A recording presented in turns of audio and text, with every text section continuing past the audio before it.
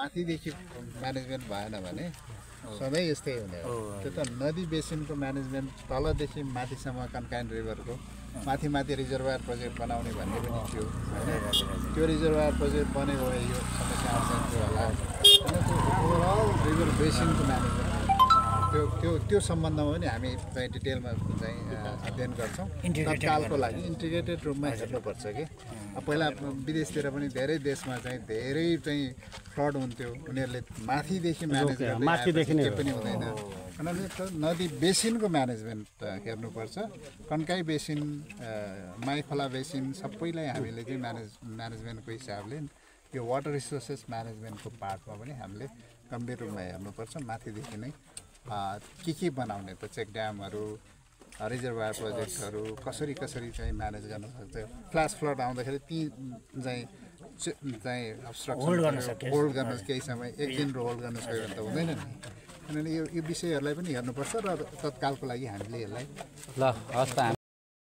त्यसको चाहिँ अब नयाँ बनाउनु पर्ने हो कि पुरानोलाई चाहिँ मर्मत गर्न सक्दैन, के कारणले यो भएको भने त्यो पनि जाँच हुन्छ।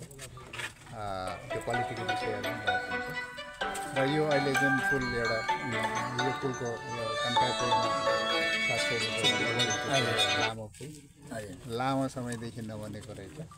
अब यसलाई यो कन्ट्र्याक्टको सम्बन्धमा हामी तत्कालै केही न केही निर्णय गर्छौँ। कन्ट्र्याक्टलाई यसलाई तोडेर नयाँमा जाने अथवा के गर्ने भन्ने कुरा चाहिँ हामी तत्कालै निर्णय गर्छौँ यसको। अनि अर्को कुरो मन्त्रीज्यू, यो छ नि जस्तो नो करप्सनको मुद्दा लिएर चाहिँ जो जेएनजीले चाहिँ नयाँ सरकार गठन भएको छ, यो बाटो 13 वर्षदेखि यो पुल निर्माण छैन होइन। यहाँका जनताहरू शास्ति ल्याउनु पर्ने छ। अथवा यो सरकारको म्यान्डेट भनेको फागुन 21 मात्रै हो। यही भित्रमा अब नो करप्सन अन्तर्गत उसलाई त यो ठेकदार र निर्माण कम्पनीले त कारवाही गर्नु पर्यो होला नि त। हामीले यहाँका नागरिकले देख्न पाउँछन् कारवाही हुन्छ। कारवाही गर्नुपर्ने के गर्नुपर्ने हामी तत्काल गर्छौँ।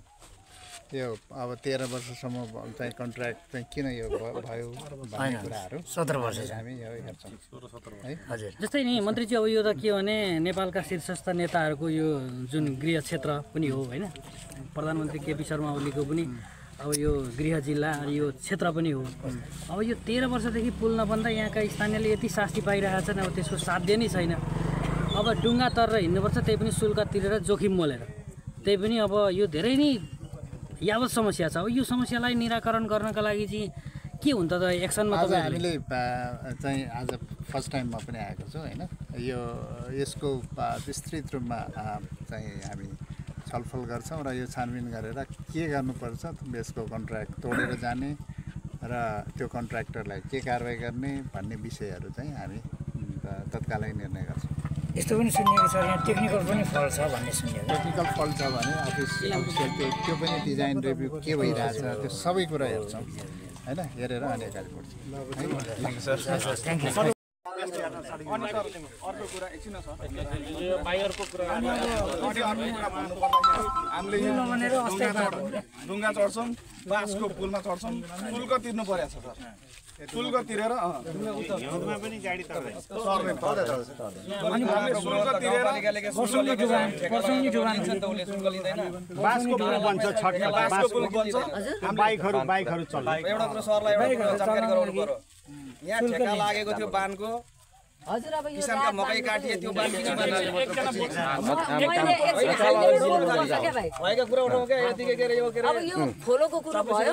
अब हामीलाई चाहिँ हजुरले यो बलियो खालको तटबन्धन त्यो बाग्राको मकै काटेर चाहिँ बान किन ठेक्का लागेर चाहिँ पक्का खालको यो दुईतिर यो माई खोला तल 10 किलोमिटर जति अनि उता बिरिङ खोला बोलेको क्या आक्रोश बोलेको होइन। यो त्यहाँ मन्त्री हुँदाखेरि यो झापा गाउँपालिकालाई माया गरिदिनुहुन्छ भने म हार्दिक अनुरोध गर्छु। यहाँ जनता सधैँभरि गौरीगञ्ज मान्छे पनि गौरीको अब यो सबैभन्दा मेन राहत बाँड्नुभन्दा पनि तडबन्धनको चाहिँ आवश्यकता छ दिगो विकासको लागि तडबन्धन आवश्यक छ अब यो राहत बाँडेर साध्य हुँदैन वर्षेनी जनता बगाउनु भन्दा हजुर नै हो त्यो किसानको मकै काट्ने मान्छे त्यो बान किन बनेन त आज ठेक्का लागेको बान किन बनेन हजुर नै हो किसानको मकै काट्ने मान्छे के कारण आजसम्म तपाईँले यो कुरो खुलाउनु भएको छ तपाईँले मैले म कुरो खोलाइदिन्छु तपाईँलाई बाँध भन्दाखेरि सर के हो भने अस्थायी बाँध हुँदा जहिले डुबान हुने होइन राम्रो कुरो हो नि हामी बिग्रेको छौँ किसान बिग्रेको छ मन्त्रीज्यू